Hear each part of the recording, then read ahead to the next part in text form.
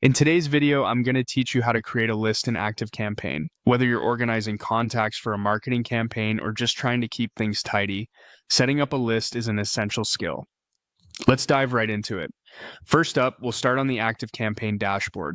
This is your launching point for all the tasks you'll perform within ActiveCampaign. If you're not already there, go ahead and log in. Once you're on the dashboard, you want to locate and click on the Contacts tab. This tab is essentially the database for all your contacts and lists, so it's a handy place to start when setting things up. Now, within the Contacts section, look for the Lists option and give it a click. This is where you can manage all your current lists and, of course, create new ones. So now that we're in the Lists view, you'll notice a button or link that says Add a List. Click on it. This action prompts us to provide some basic but critical information about the new list we're setting up. At this point, it's time to type in the name of your list. Choose something descriptive that will be easy for you to remember and recognize later. Consider including the purpose or the target audience of the list in its name. Once you've landed on a name, you'll also need to write a brief list description.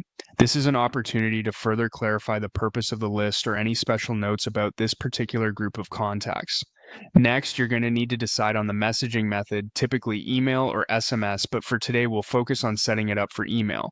This decision determines how you'll be primarily communicating with your list. Now, let's input the list URL. This is often used for verification or management, and it'll need to be a valid URL, something related to your business or the campaign at hand. The next step is to type in a reminder message.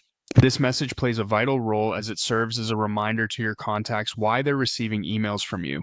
It can be a simple line explaining the nature of your communications, and it's especially crucial for maintaining transparency and trust with your contacts. Finally, after making sure all your details have been correctly filled out, look for the Save button and click it. This step finalizes and creates your list, making it ready for use within your ActiveCampaign account. And there you have it. You've just set up a list in ActiveCampaign.